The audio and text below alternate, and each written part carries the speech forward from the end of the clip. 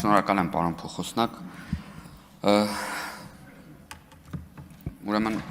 ես ընդհանրապես սովորություն չունեմ իմ մասին հրապարակումներին անդրադառնամ,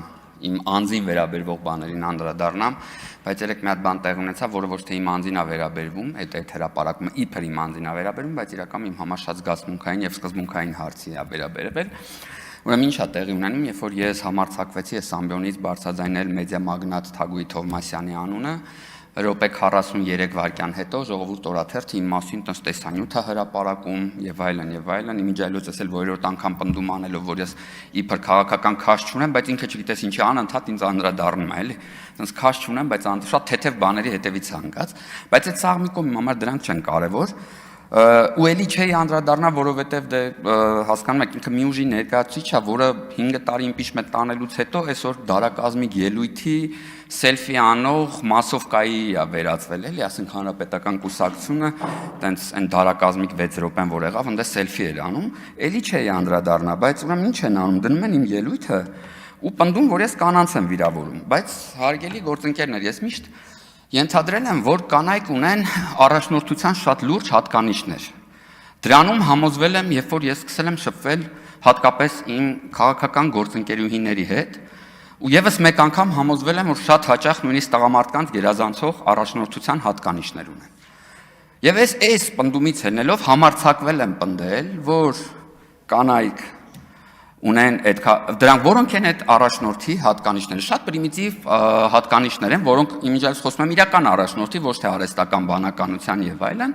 որոնք են այդ հատկանիշները, նախ մեղսունակ են։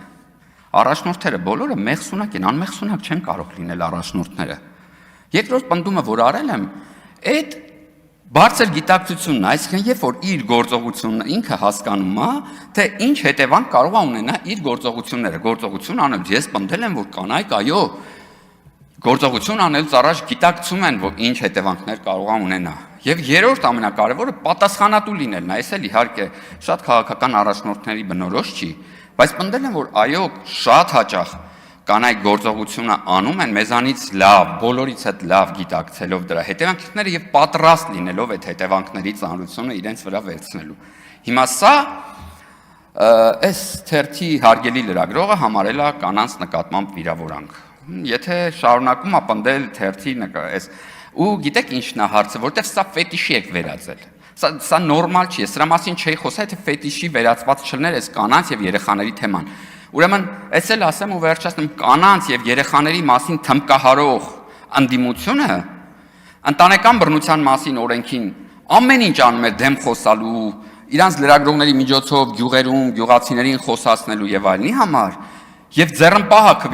մասին օրենսդրական փաթեթին ձեռնպահ ոչ թե դեմ կամ կողմ, որովհետեւ դեմի դեպքում պիտի ասեն, որ սա լավ օրենք չի, կողմի դեպքում պիտի ասեն, որ այո, պետքա պաշտպանել երեխաներին եւ սա լավ օրենք է, բայց ձեռնպահ, հասկանում ես, իրանց հետաքրքիր չի։